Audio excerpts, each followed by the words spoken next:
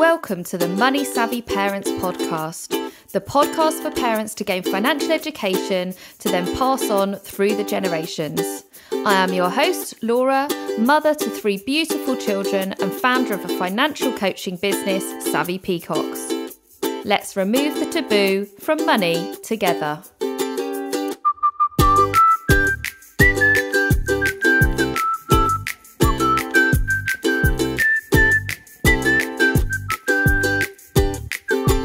Thank you so much for returning to listening to my podcast. Welcome back. This is the 5th episode, and today we're going to talk about our children and their financial future. So let's delve straight in and hear the question from the audience. Hi, my name's Michelle. Wondering if you can help me at all. I've got 2 young children and I'd like to start sort of making some financial plans for their future needs. I haven't done anything at all yet, and to be honest, I haven't got a clue where to even start. Just wondering if you could sort of offer any advice or tips and just give me a push and a nudge in the right direction. That's a brilliant question. Thank you so much for bringing this topic up. So first and foremost, I would say you're not alone. There are some parents that haven't even thought about their children's financial future. And all too often we can get so busy planning our present goals that we forget about our future. And obviously that can be the same for ourselves as well it is for our children. But there's a few things that I wanted to share with you today that I think could really help set up our children's financial future. So I just want to take you back to the first few episodes of my podcast, and you will have heard me talking about money pots or buckets. And inside this episode, I was talking to you about that big bucket, the long-term one, and how we can prepare for our children's future. So in this episode, that's the bucket that we're going to be talking about. First of all, it's really important that you decide whether you're going to tell your child about this bucket or not. Some people like to keep it as a nest egg for them, so it's a nice surprise when it comes to sharing it when they turn 18. Others like to explain what it's designed for. Personally, I would recommend telling them all about it. You don't necessarily need to tell them how much is in that pot and how much you're adding to it and how much it's growing, but it will be very important to them to understand in time how it works and what it's used for. And of course, it means that they can make the choice as to whether that's something they want to put money into when they do get access to money, maybe through birthday presents, or maybe they want to start selling some of their toys or books and they want to choose where they're going to assign that money. So in my opinion, I think it's important to explain to children about that longer term pot of money and what it's designed for. So I mentioned previously that raising children, surprisingly, the average cost to raise a child up until they're age 18 is £100,000.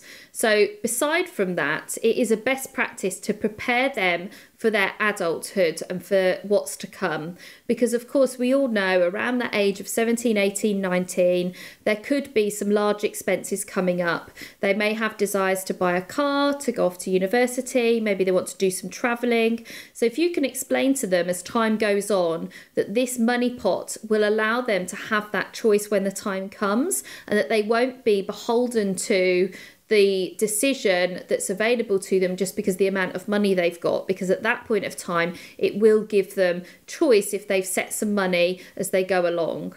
The other thing that I think is really important to explain to them, again, as they turn 12, 13, is that actually by having this larger money pot, it will hopefully allow them to avoid getting into debt at a young age. And that very much falls in line with my previous episode a few episodes ago around credit scoring. So if we can talk to our children around the options it provides, the choice, and the fact that it will potentially help them avoid getting into debt at a young age, then hopefully that will just set little alarm bells for them and they'll understand why it's important.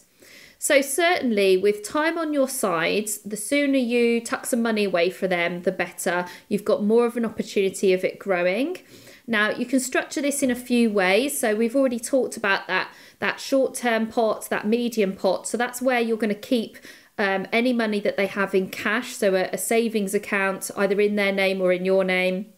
But when we're looking at this longer term pot, you may want to explore putting this money away into some kind of investment, because even a small amount of money can have a big impact. So I just want to share with you a small calculation that I've done here, where a small monthly amount of £20 over the next 10 years should create around £3,500 if it was put into the right investment, in comparison to £2,400 if it was just left into a savings account.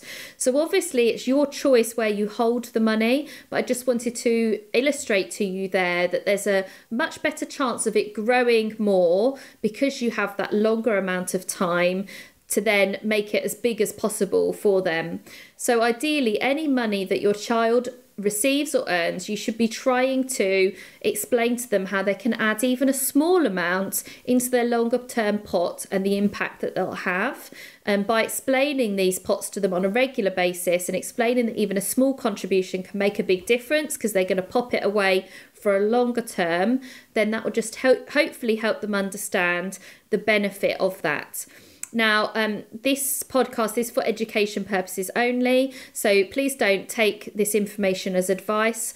The best thing I can suggest you do is, if you have more complex needs, then you speak to a financial advisor around how to set this up and what it looks like. And of course, I'm sure you may have heard that there are things like robo-planners. A lot of the high street banks have low fees attached to their investment opportunities that are available for you just through their internet banking. So do your research and have a look at what options are available to you.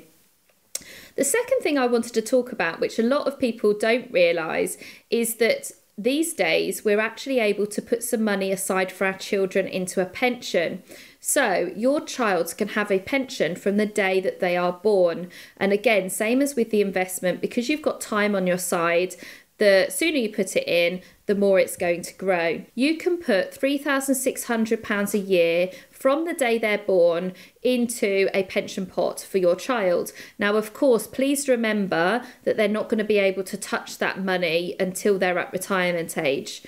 But there's a great illustration that I heard just recently on Clubhouse, actually, that I just have to share with you, is that £5 a day for 10 years of your child's life will create a six-figure pension pot for their retirement.